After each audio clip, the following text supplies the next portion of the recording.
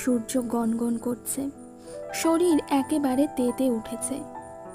শীত আসতে বেশি দেরি নেই, কে বলবে? কপালের ঘাম বারবার মুছতে হচ্ছে। ভি হাঁপাতে হাঁপাতে বলল, আহ তেনি, কোথায় তুমি? গত 1 ঘন্টা ধরে পিঙ্ক মলির ঝোপের মধ্যে আমরা ইয়ন্তানকে খুঁজে চলেছি।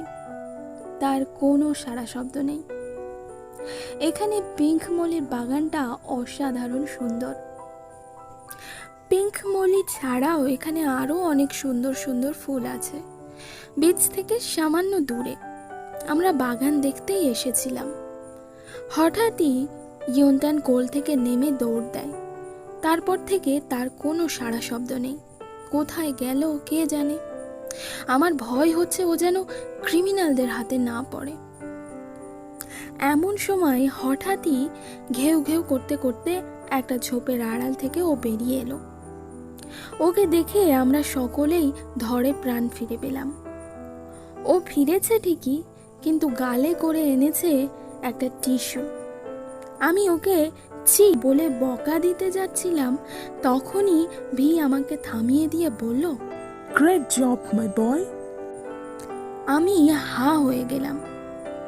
এটা ক্রিমিনালদের মধ্যে কারো একজনের ইউজ করা টিস্যু হতে পারে।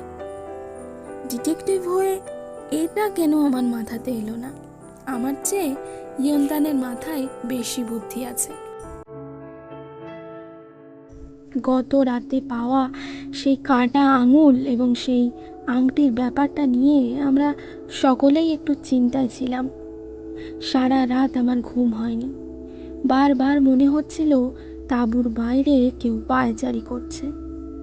প্রথমে ভেবেছিলাম ভি পায়চারি করছে, কিন্তু না, বাইরে বেরিয়ে দেখি কেউ নেই। যে যার তাঁবুতে নিশ্চিন্তে ঘুমাচ্ছে। সেটা দেখে যেই শুয়েছি অমনি আবার সেই শব্দ। ভাবলাম তাহলে কি আংটির মালিক আংটি নিতে এসেছে? কিন্তু তিনি তো খুন হয়ে গেছে। তাহলে তাদের দলেরই কেউ হবে। একটা ব্যাপার আমি কিছুতেই বুঝতে পারছি না, তারা নিজেদের মধ্যে এমন কাজ কেন করলো।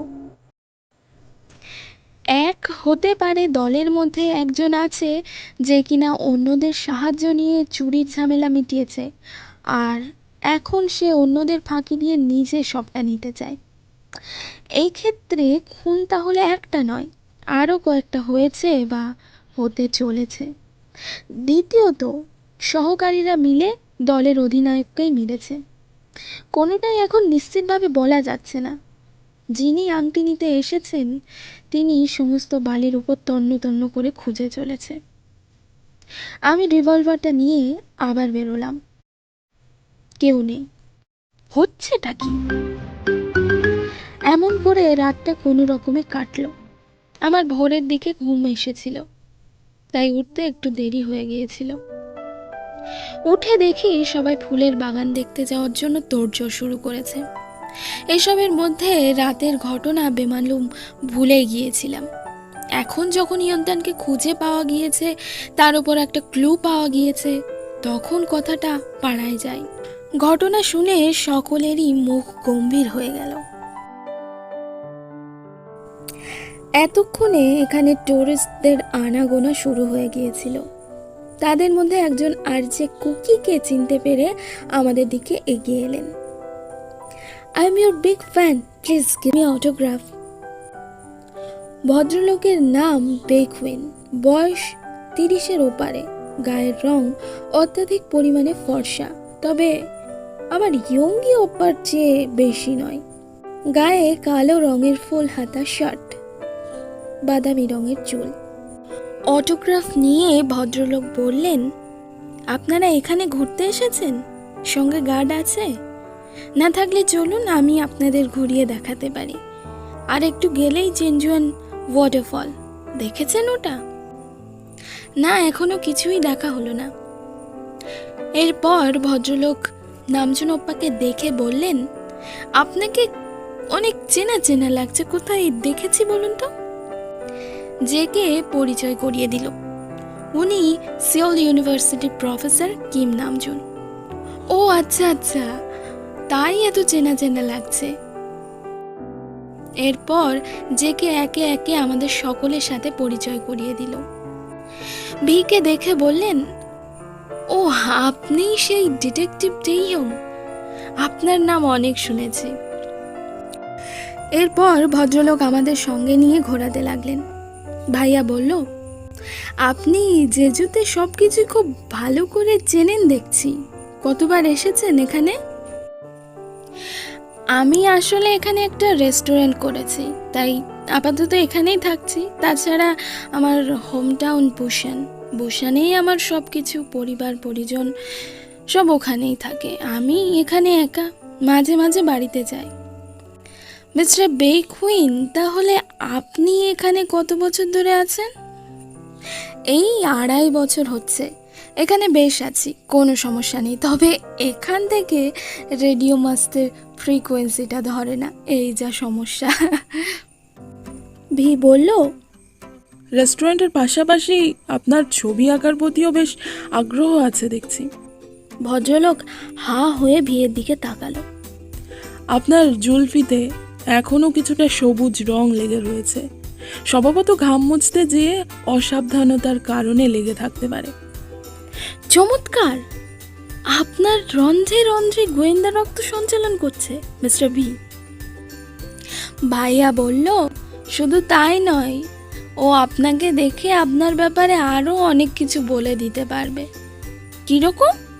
ভি বলল, এই যেমন এখানে আসার সময় আপনি অনেক তাড়ার মধ্যে ছিলেন। ঠিক একদমই তাই। এত তাড়া ছিল যে সবগুলো শার্টের বোতাম লাগাতে পারেননি। ভদ্রলোক বুকের দিকে তাকিয়ে দেখলো একটা বোতাম লাগানো নেই। সেটা লাগাতে লাগাতে বললেন, আসলে সত্যিই অনেক তাড়া ছিল। তাছাড়া হাঁটতে যেয়ে আপনি পাথরে ধাক্কা খেয়ে রাস্তার উপর হোঁচট খেয়ে পড়ে গিয়েছিলেন। কি ঠিক বলছি তো? কি অসাধারণ! হোঁচট খাওয়ার ব্যাপারটাও বলে দিলেন। আপনি কি জাদু জানেন? না মিস্টার, এসবের জন্য জাদু টাদু জানার প্রয়োজন হয় না।